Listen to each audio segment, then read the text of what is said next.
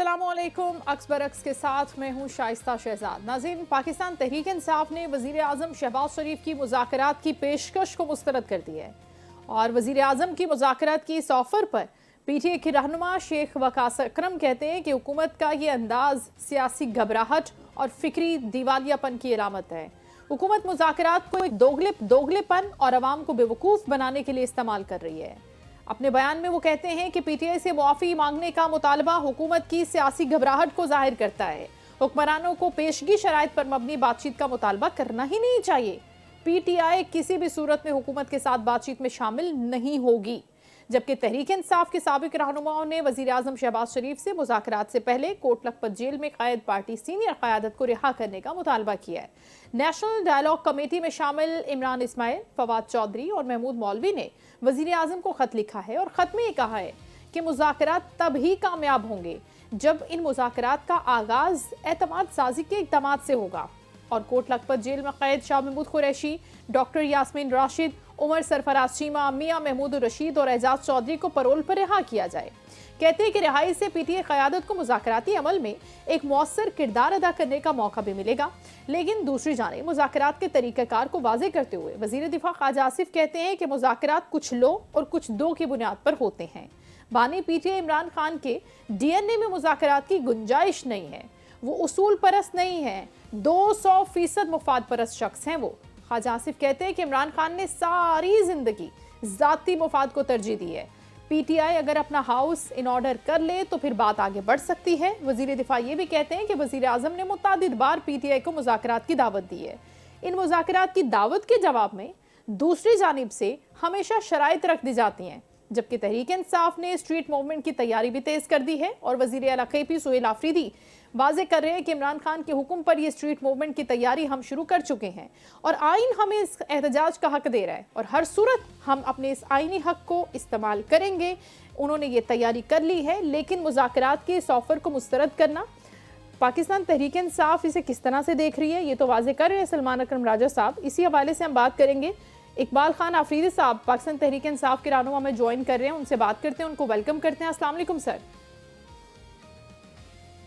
वालेकुम अस्सलाम। बहुत शुक्रिया सर प्रोग्राम में शिरकत करने के लिए। अब देखें, बात यह है कि अगर मुज़ाकरात की ऑफ़र सामने से की जा रही है और सामने वाला आपको दूसरी बार मुज़ाकरात की ऑफ़र कर रहा है तो सर क्यों नहीं ले लेते आप उनकी ऑफ़र को, क्यों कबूल नहीं कर लेते? और वो कहते हैं कि आप शराइत रख देते हैं हमेशा मुज़ाकरात करने से पहले, तो ऐसे तो बात नहीं बनती ना सर। देखिए, सबसे पहली बात ये है कि आप मुज़ाकरात चाहते हैं तो क्या इमरान खान का जो नैरेटिव है, बयानिया है और वो उसका डिमांड और तहरीक, उसका मरकजी शक्ल दो तीन चीजें हैं। एक अदलिया की आज़ादी, इस मुल्क में हकीकी आज़ादी जो बाहर से डिक्टेशन लेती है, और एक आइन और कानून की हुक्मरानी। तो जब बाहर की दुनिया में हमने जब भी देखा है तो ट्रूथ एंड रिकंसिलिएशन पे बात जब आती है तो क्या जिन लोगों की अजारादारी है और जिन लोगों ने इन तीन इदारों को, अदलिया और इंतजामिया और मकीनना को मफलूज बनाया है जी, तो क्या वो इन अजारादारी से पीछे हटे हैं? अगर खान की डिमांड ही यही है कि इस मुल्क में हकीकी आज़ादी, और गुज़श्ता 3 सालों से जेल में पड़ा है और उन्होंने अपनी हुकूमत कुर्बान की, वफाकी हुकूमत और 3 सूबों में इनकी हुकूमतें थी, वो कुर्बान की इस मकसद पे, तो क्या आज मुज़ाकरात किस बात पे हो रहे हैं? और वो जो करने की दावत जो देते हैं, क्या उनके पास इख्तियार है? और जब पहले हम मुज़ाकरात शुरू कर चुके थे और हमारी दरमियान जो बातें डिस्कस हुई थी, तो हमने जब भी डिमांड की कि ये मुज़ाकरात जो अब तक हो चुके हैं, इनसे खान से मुलाकात के बाद इन पे हम उनसे गाइडलाइन लेंगे, तो डेडलॉक उस पे पैदा हुआ कि इनके पास इख्तियार ही नहीं था खान से मुलाकात करने का। तो हम मुज़ाकरात करेंगे तो किससे? क्या उन लोगों के साथ वक्त ज़ाया करेंगे, टाइम पास करेंगे कि उनके पास कोई इख्तियार ही नहीं है? वो ऑर्डर ऑफ द डे भी किसी और जगह से आती है, और जो पढ़ा लिखा पढ़े वो पढ़ते हैं असेंबली में, जो लेजिस्लेशन होती है, जो वहाँ पे बजट पेश किया जाता है, उसमें तो सिर्फ पढ़ते हैं, बाकी बजट तो दूसरी जगह से वो उनके पास आता है, और लेजिस्लेशन उन लोगों का डिमांड होता है जो इन्होंने सब कुछ पामाल किया है اور وہ اس ملک پہ کئی سالوں سے اجارہ دار بنے بیٹھے ہیں. تو بات سب سے اہم بات یہ ہے کہ دیکھیں خان تو اپنی کرسی کے لیے نہیں لڑ رہا ہے، وہ تو اس ملک کے لیے اور آئین و قانون کی حکمرانی کے لیے لڑ رہا ہے. اگر مذاکرات یہ کرتے تو کیا وفاقی حکومت بیچ میں سے ختم کر دے؟ کیا یہ اگر مذاکرات ان کی قدموں میں بیٹھنے والا اگر عمران خان شخص ہوتا تو کیا وہ صوبائی حکومت ہی قربان کرتے؟ اتنی بڑی پارٹی 25,000 ورکر عہدیدار جیلوں میں پڑے ہیں، کیا وہ چاہتے تو یہ سب بچ جاتے اور آج بھی ہماری حکومت ہوتی؟ دیکھیے اصل چیز کیا ہے، اصل چیز یہ ہے کہ ہم سے بعد میں جو کنٹریز آزاد ہوئے ہیں ان کو دیکھیں وہ ترقی کے کس لیول پہ پہنچ گئے اور پاکستان کہاں پہ دلدل میں پھنسا ہوا ہے. یہاں پہ دیکھیں جب رجیم چینج ہوتا ہے تو اس کی ڈائریکشن باہر سے آتی ہے. یہاں پہ جب بجٹ پیش کیا جاتا ہے تو وہ اپنے مفادات کے لیے ان میں سب کچھ رکھتے ہیں. تو مجھے بتائے کہ یہاں پہ اگر قانون نہیں، یہاں پہ عدلیہ مفلوج، یہاں پہ پارلیمنٹ ایک ٹاؤٹ کے ذریعے غلام بنایا جاتا ہے، تو مجھے بتائے اس ملک کا مقصد پھر آزادی کا کیا ہوا؟ اصل چیز یہ ہے کہ یہاں پہ آئین و قانون کی حکمرانی ہونی چاہیے. اگر یہ اجارہ داری سے پیچھے ہٹے ہیں اور یہ چاہتے ہیں کہ یہ ملک آئین کے سائے میں اور یہاں پہ آئین و قانون کی حکمرانی میں اور یہاں پہ آزاد عدلیہ جو فیصلے کر سکے، جو بھی قانون توڑے گا اس کو سزا دینے، اور جو ملک کو جو ہے نا بنانے والے ہیں ان کو جو ہے نا یہ کل عام چھوڑنے کا جو اختیار عدلیہ کے پاس ہے ان کو یہ چھوڑ رہے.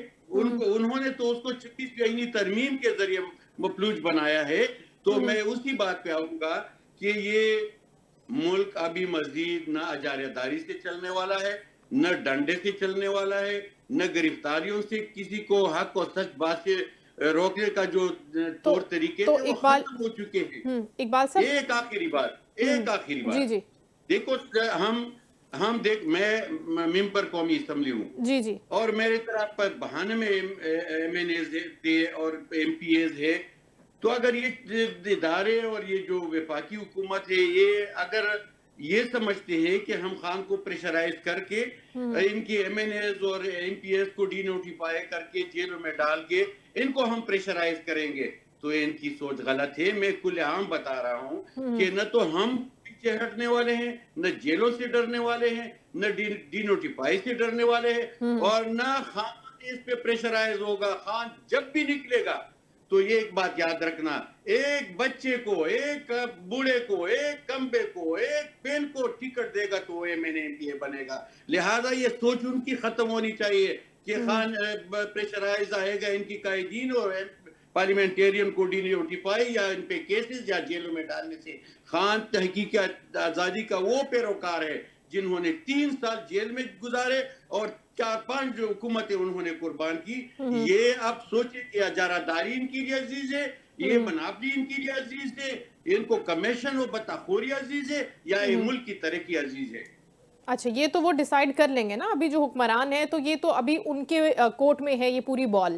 لیکن اب یہاں پر بات ہو رہی ہے پاکستان تحریک انصاف کی. پرائم منسٹر صاحب نے آپ کو مذاکرات کی دعوت دی ہے اور پاکستان تحریک انصاف نے کیٹیگوریکلی سامنے سے مسترد کر دی ہے اس آفر کو.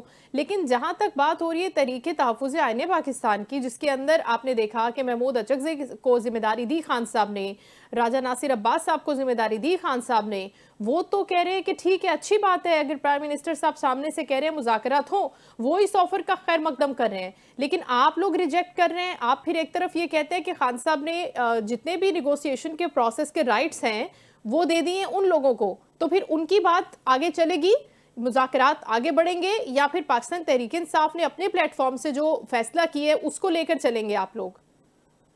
دیکھو، آئین تحفظ جو تحریک ہے جی، یہ تو اچکزئی سے وہ تمام پارٹیاں اس میں اکٹھے ہو گئی ہے، ان کا ایک الگ طور طریقے ہے اور وہ فیصلے میں خود مختار ہے. لیکن 2 بندے، ایک علامہ صاحب اور ایک اچکزئی صاحب، یہ لیڈر آف دا اپوزیشن ہے، ایک قومی اسمبلی میں اور ایک سینٹ میں.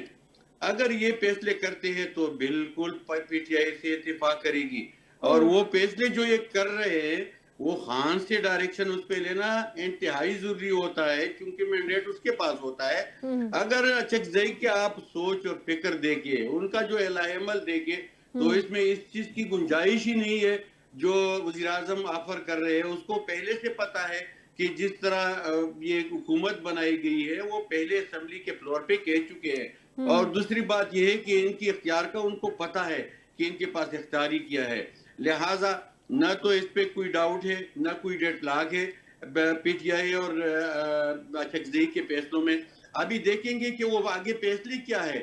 یہ تو میں سنائی باتیں آپ تک مجھے پہنچا رہی ہیں. میں نے خود چکزئی صاحب کو سنا ہے کہ ہم کسی سطح پہ مذاکرات نہیں کریں گے اور جو کرنے والے ہیں ان کے پاس اختیاری نہیں ہے. ٹھیک ہے. اب وہ سامنے سے یہ کہہ رہے ہیں نا کہ دیکھیں آپ کو معافی مانگنی ہے اور آپ معافی مانگیں گے تو مذاکرات کا آغاز ہو جائے گا اور وہ بامانی مذاکرات ہوں گے. پھر ہم آپ کی بات بھی سنیں گے سامنے سے. جو آپ شرائط رکھ رہے ہیں پہلے سے وہ آپ نہیں رکھیں, لیکن جو معافی کی ان کی طرف سے ایک شرط آئی ہے آپ اس کو قبول کریں. تو کیا خان صاحب معافی مانگیں گے سر؟ دیکھیں شاید ہی یہ تو ایسی بات ہے جو یہ نہ کر رہے ہیں اور عوام کو گمراہ کرنے کے لیے یہ معافی کی باتیں کر رہے ہیں. اصل چیز تو یہ ہے کہ یہی لوگ عوام سے معافی مانگیں گے. ایک وقت آئے گا ہم بتائیں گے ان کو کہ معافی کون مانگے گا اور کون مجرم ہے اور کون اس ملک کا حقیقی معنوں میں مسیحا ہے. لہٰذا خان کو ہم دیکھ چکے ہیں کہ ان کی سیاست اس ملک و عوام کے لیے ہے اور یہ سارے ہم دیکھ چکے ہیں جو ابھی 5,300 ارب روپے کا کرپشن جو ہوا ہے. تو مجھے بتایا کہ یہ کس منہ سے کہہ رہے کہ عوامی لوگ ہیں, یہ کس منہ سے کہہ رہے کہ جس لیجسلیشن سے ابھی تک عوام کو 2% کا فائدہ نہیں ہوا, جس لیجسلیشن و قانون سازی نے اس ملک کے ان ادارے کو اس پلر کو ڈیمیج کیا جو عدلیہ ہے, تو مجھے بتایا کہ اس سے کیا توقع ہم رکھیں گے. اور معافی کا جو لفظ ہے یہ تو اللہ نے بہت بہتر اور بہترین چیز قرار دیا ہے, لیکن معافی مانگنے والا وہ بندہ ہوتا ہے جو مجرم ہوتا ہے. ہم تو حقیقی آزادی کے پیروکار ہیں. ہم تو اس ملک کے آئین و قانون کی حکمرانی کے لیے ہمارے گھروں پہ چھاپے پڑے, ہمارے بچوں کو اٹھایا گیا, ہمیں تھریٹ دیے گئے کہ دوسری پارٹی پرویز خٹک کے ساتھ شمولیت کرو, جہانگیر ترین کے ساتھ شمولیت کرو. تو ہم تو وہ لوگ ہیں جو آہ کی دریا عبور کر کے پارلیمنٹ تک پہنچے ہیں. ہم پہ جو گزری ہے یہ کربلا کی یاد تازہ کرتے ہیں. ہمیں سڑکوں پہ شہید کیا گیا, ہمیں گولی مار دی گئی.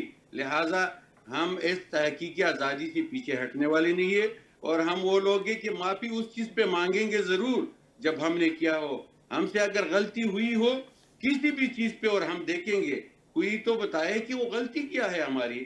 جو ڈرامہ یہ 9 مئی کو کر چکے ہیں جس کے نشانہ وہ خان و تحریک انصاف کو بنا رہے ہیں اور 9 مئی کی قصے و کہانی سے یہ باہر اب تک نہیں نکلے ہیں. لہٰذا مجھے تو بڑا افسوس ہو رہا ہے کہ یہ ملک اور اس ملک کے عوام جو دلدل میں یہ لوگ پسا رہے ہیں اس کا کوئی فائدہ نہیں ہے. یہ اپنے جزیرے خریدنے والے لوگ ہیں, یہ سب اسلار کے قدموں میں بیٹھنے والے لوگ ہیں, یہ فارم 47 سے آئے ہوئے لوگ ہیں. ان کے پاس کوئی مینڈیٹ نہیں ہے. چلے نہیں ہے ان کے پاس مینڈیٹ. آپ اگر نئی مذاکرات کریں گے, نہیں معافی مانگیں گے تو کیا کوئی تبدیلی آ جائے گی اس پورے سینیریو میں؟ یہ تو اسی طرح سے چلتا رہے گا نا سر. تو پھر چیزوں کو بہتر کیسے کرنا ہے؟ پی ٹی آئی نے آگے کیسے آنا ہے اپنے ورکرز کے لیے, اپنے ملک کے لوگوں کے لیے, اپنے سپورٹرز کے لیے؟ پی ٹی آئی کے جو خیبر پختونخوا کے لوگ ہیں ان کی عوام کے لیے, وہاں کے لوگوں کے لیے پھر آپ نے کیا سوچا ہے کہ کیا پلان ہے؟ اسی طرح سے سفر کرتے رہیں گے؟ دیکھیں سب سے پہلی بات یہ ہے کہ عوام جو ہے وہ اس امید سے بیٹھے ہیں.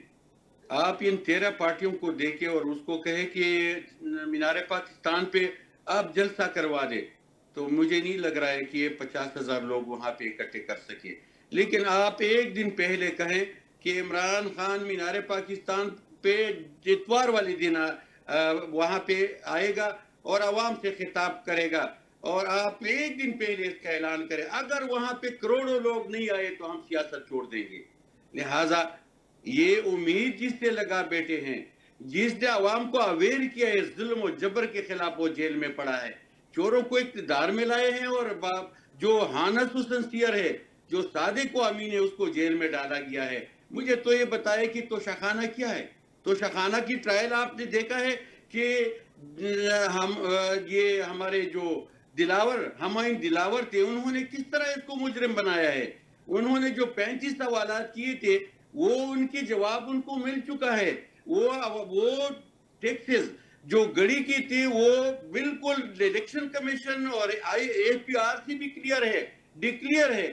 صرف اور صرف ایک کانٹنٹ کی توشخانہ کی ایک 2 الفاظ کی وہ نہیں لکھے ہے کہ یہ توشخانہ ہے. لہٰذا ٹیکسز بھی پے ہیں، ڈکلیئر بھی ہے الیکشن کمیشن سے اور APR سے. تو مجھے بتائے کہ ایک سسٹم جو پورے ملک کا ایک بندے کے خلاف ہے اور جنہوں نے اس بندے کو مجرم بنانے کے لیے اپنے آپ کو ننگا کر دیا ہے، تو لہٰذا کہاں کا قانون ہے کہ آپ آئے روز ایک کیس 2 کیسز پہ بناتے ہیں، اس کو کوئی حقیقت سے تعلق ہی نہیں ہوتا.